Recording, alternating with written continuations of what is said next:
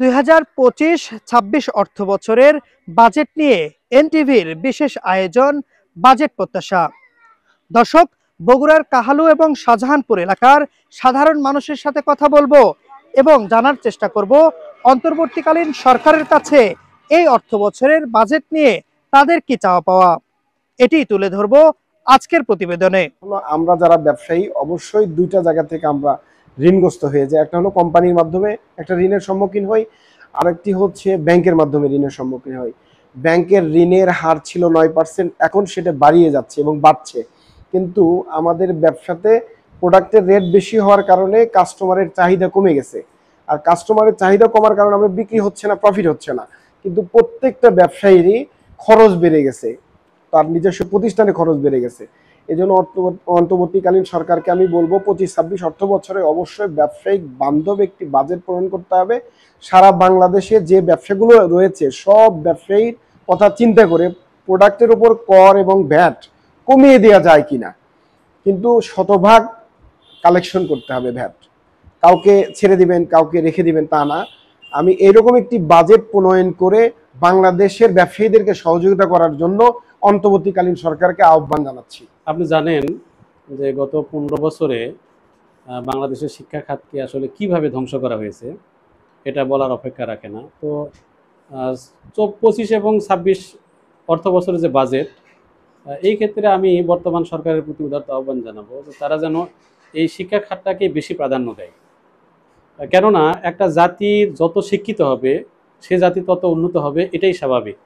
আর এই খাতকে গত যে সরকারই আসছে তারাই এই খাতকে ধ্বংস করারই চেষ্টা করছে। সাথে সাথে শিক্ষা খাতের যে মূল বিষয় সেটা হলো পাঠদান পদ্ধতি, যে পদ্ধতিটা গততে ছিল সেই পদ্ধতিরও আমি মনে করি সরকার একটা সংস্কার নিয়ে আসবে। পাশাপাশি দীর্ঘদিন অবহেলিত কিছু প্রতিষ্ঠান এবং প্রতিষ্ঠানের কারিগর যারা শিক্ষক, তাদেরকে অনেকভাবে বঞ্চিত করা হয়েছে। আমি উদাত্ত আহ্বান জানাবো সরকারের প্রতি যে তারা যেন এই শিক্ষা প্রতিষ্ঠান এবং শিক্ষকের দিকে তাকিয়ে তারা যেন একটা ভালো ধরনের বাজেট একটা বরাদ্দ শিক্ষা খাতের জন্য রাখে। আমরা যারা এখানে সেবা নিতে আসি, আমাদের সেবার ক্ষেত্রে যেটা বড় ভোগান্তি হয়, আমরা কাঙ্ক্ষিত মানে সেবা পাই না। যেমন ধরেন যে এক্সরে মেশিন থেকে শুরু করে দাঁতের বিভাগ, তারপরে চক্ষু বিভাগ, এখানে কোন উন্নত মানের যন্ত্রপাতির প্রচণ্ড পরিমাণ অভাব রয়েছে, যার কারণে রোগীগুলো, বিশেষ করে গরিব রোগীগুলো যাদের সামর্থ্য কম, আর্থিক সামর্থ্য কম বেসরকারি হসপিটালে দেওয়ার, তারা কাঙ্ক্ষিত মানে সেবা পায় না। তাই সরকারের কাছে আমাদের দাবি যে স্বাস্থ্য খাতে উল্লেখযোগ্য পরিমাণ বাজেট বৃদ্ধি করে উপজেলার পর্যায়ে হসপিটালগুলোতে উন্নত মানের যন্ত্রপাতি প্রদান করবে। এতে করে আমি মনে করি সরকারের যে উপকারটা হবে, সরকার মানুষ সেখান থেকে পরীক্ষা নিরীক্ষা করলে সরকার রাজস্ব আয়ের দিক থেকেও অনেকখানি উপকার পাবে, রাজস্ব আয়টা বৃদ্ধি পাবে। আমাদের দেশে আমি মনে করি সবচেয়ে বড় সমস্যা হচ্ছে শিক্ষিত বেকারের সমস্যা।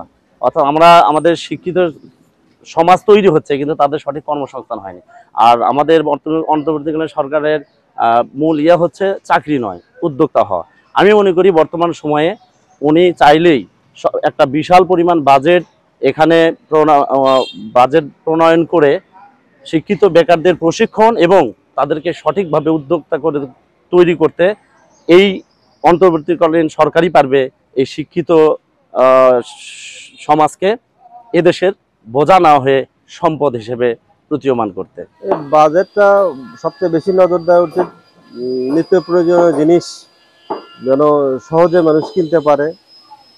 মানে গরিব মানুষ যেগুলো আমরা দিন আনে দিন খাই, তারা যেন খুব সহজে সেই জিনিসগুলো কিনতে পারে, নিত্য প্রয়োজনীয় জিনিসগুলো।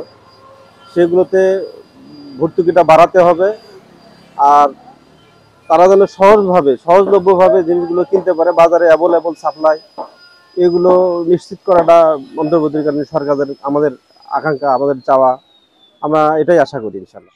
এবারের অন্তর্বর্তীকালীন সরকারের কাছে 2025-26 অর্থ বছরের এই বাজেটে শিক্ষা খাতের মান উন্নয়ন, চিকিৎসা খাতে বাজেট বাড়ানো এবং ব্যবসা বাণিজ্যের খাতে যে সকল পণ্যের উপর অতিরিক্ত ভ্যাট বা বেশি ভ্যাট নেওয়া হয় সেই ভ্যাট কমানো এবং বেকারত্বদের জন্য কর্মসংস্থান সৃষ্টি সহ যে সকল নিত্য প্রয়োজনীয় দ্রব্যের মূল্য বৃদ্ধি পায় সেটি কমিয়ে স্বাভাবিক পর্যায়ে রাখার দাবি এই অঞ্চলের মানুষের।